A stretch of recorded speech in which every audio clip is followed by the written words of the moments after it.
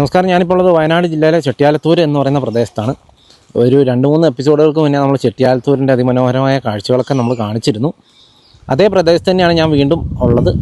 അന്ന് നമ്മൾ ആ വീഡിയോയിലൂടെ സംസാരിച്ചിരുന്നു ഈ ആഴ്ച അവസാനം, അതായത് വ്യാഴാഴ്ച വെള്ളിയാഴ്ച ആയിട്ട് ഇവിടെ ഉത്സവമാണെന്നുള്ള കാര്യം. ഏതായാലും ആ ഒരു ഉത്സവം ഒന്ന് പകർത്തുക എന്നുള്ള ലക്ഷ്യത്തോടു കൂടിയാണ് ഞാൻ ഇന്ന് വന്നിരിക്കുന്നത്. ഇന്ന് ഞാൻ നിൽക്കുന്നത് ഇപ്പോൾ വെള്ളിയാഴ്ചയാണ്. സമയം ഇപ്പോൾ ഒരു 11:30 ആയിട്ടുണ്ട്. ഏതായാലും ആ ഉത്സവത്തിൻ്റെ മനോഹരമായ കാഴ്ചകളാണ്. അത് മാത്രമായിരിക്കും നമ്മൾ ഇന്നത്തെ എപ്പിസോഡിൽ കാണാനായിട്ട് പോകുന്നത് കേട്ടോ. ചെട്ടിയാലത്തൂരിനെ കുറിച്ച് പ്രത്യേകിച്ച് ഞാൻ എടുത്ത് പറയുന്നില്ല. ഒരു വനഗ്രാമമാണ്. ഒത്തിരി വർഷങ്ങളുടെ 10, 100, 130 വർഷങ്ങളുടെ പാരമ്പര്യമുള്ള ഒരു പ്രദേശമാണ്. പക്ഷേ എല്ലാവരും ഇപ്പോൾ ഒരു എന്താ പറയുക, വന്യമൃഗങ്ങളുടെ പ്രശ്നം കൊണ്ടും അതുപോലെ തന്നെ കുടിയൊഴിപ്പിക്കൽ രീതിയിലൊക്കെയാണ് ആളുകളുള്ളത്. അപ്പോൾ അതിൻ്റെ ആ ഒരു വിശേഷമൊക്കെ നമ്മൾ കഴിഞ്ഞ എപ്പിസോഡിൽ കണ്ടിരുന്നു. അതിൻ്റെ ലിങ്ക് ഞാനിപ്പോൾ മുകളിൽ കൊടുക്കാം, അതിൻ്റെ അവസാനവും കൊടുക്കാം. അപ്പോൾ ആ ഒരു എപ്പിസോഡ് കണ്ടിട്ട് നിങ്ങൾ ഇത് കാണുകയാണെങ്കിൽ കുറച്ചുകൂടെ നല്ലതായിരിക്കും. അതായത് നമ്മളിനി കാണാനായിട്ട് പോകുന്നത് ചെട്ടിയാലത്തൂർ ക്ഷേത്രത്തിലെ ഉത്സവത്തിൻ്റെ കാഴ്ചകളായിരിക്കും കേട്ടോ. നമ്മൾ വീണ്ടും അതേ ഗേറ്റിൻ്റെ അവിടെ എത്തിയിരിക്കുകയാണ്. ഞാനിപ്പോൾ ഒരു സ്കൂട്ടിയിലാണ് വന്നത്. ഒത്തിരി വാഹനങ്ങൾ ഇങ്ങോട്ട് ഇപ്പോൾ കടന്നു പോകുന്നുണ്ട് കേട്ടോ. ഞാൻ പോകുന്നപ്പോൾ തന്നെ കുറേ വാഹനങ്ങൾ തിരിച്ചങ്ങോട്ടും അതുപോലെ തന്നെ ഇങ്ങോട്ടും ഒക്കെ ആയിട്ട് വരുന്നുണ്ട്. ഏതായാലും നമുക്ക് ആ ഉത്സവത്തിൻ്റെ കാഴ്ചകൾ കാണാം.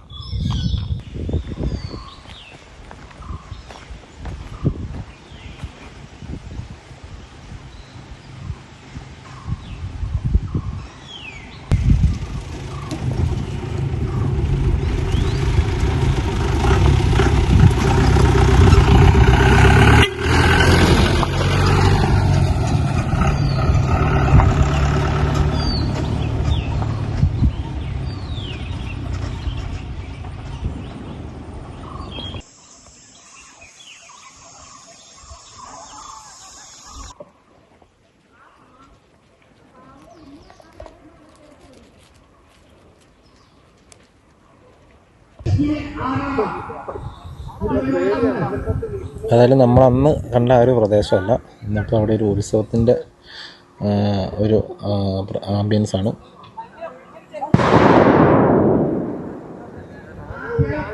അവിടെയാണ് ക്ഷേത്രമുള്ളത്.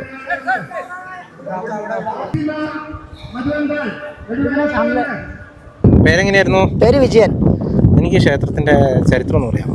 ക്ഷേത്രത്തിന്റെ ചരിത്രം നമുക്ക് പുലിച്ചമ്മ ക്ഷേത്രം ചെട്ടിയാലത്തൂര് വീട്ടിപ്പുര.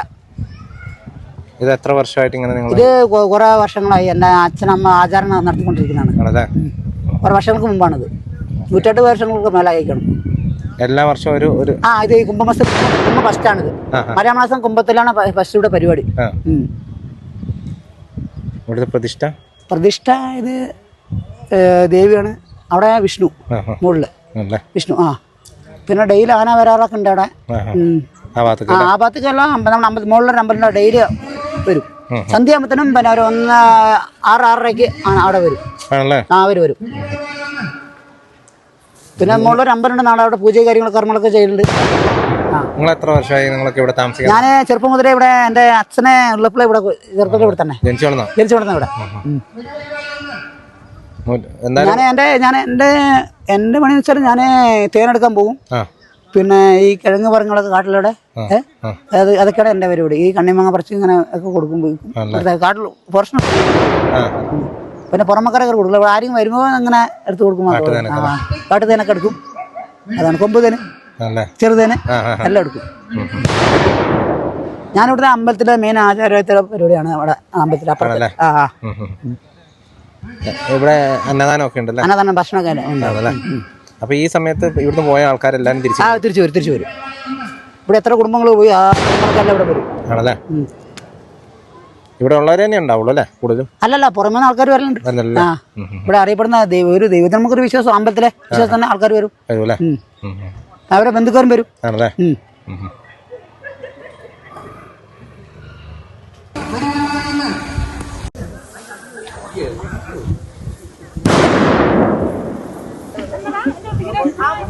അത് ഞാൻ കൊടുക്കണം, മഞ്ജുവിനെ കൊടുക്കണം. മഞ്ജു എന്നെ മറന്നു. മഞ്ജു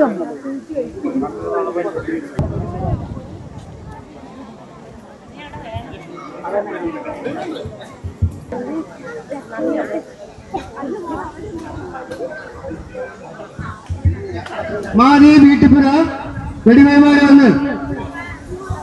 മാതി വീട്ടിപ്പുര വെടിവഴിപാട് ഒന്ന്. വെടിവെട്ടണ്ട. ബിന്ദു വീട്ടിപ്പുര വെടിവഴിപാട് ഒന്ന്. വീട്ടിപ്പുര വെടിവഴിപാട് ഒന്ന്.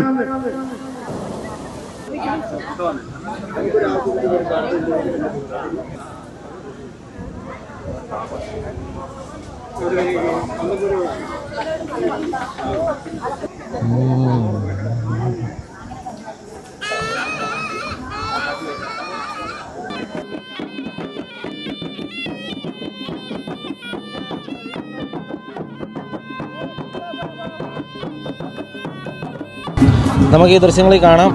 ഇപ്പോൾ ഇവിടെ പരമ്പരാഗതമായ ഗോത്രവർഗ്ഗക്കാരുടെ അവരുടെ ഉപകരണങ്ങളൊക്കെ ഉപയോഗിച്ചുകൊണ്ടുള്ള ഒരു പാട്ടും പരിപാടിയൊക്കെയാണ് നമ്മളിവിടെ കാണുന്നത്. ആ ഒരു വാദ്യോപകരണങ്ങളുടെയൊക്കെ ഒരു ഇതൊക്കെ നമുക്ക് കണ്ടാൽ അറിയാം. മൃഗങ്ങളുടെ തോലാണ് അതിന് ഉപയോഗിച്ചിരിക്കുന്നത്.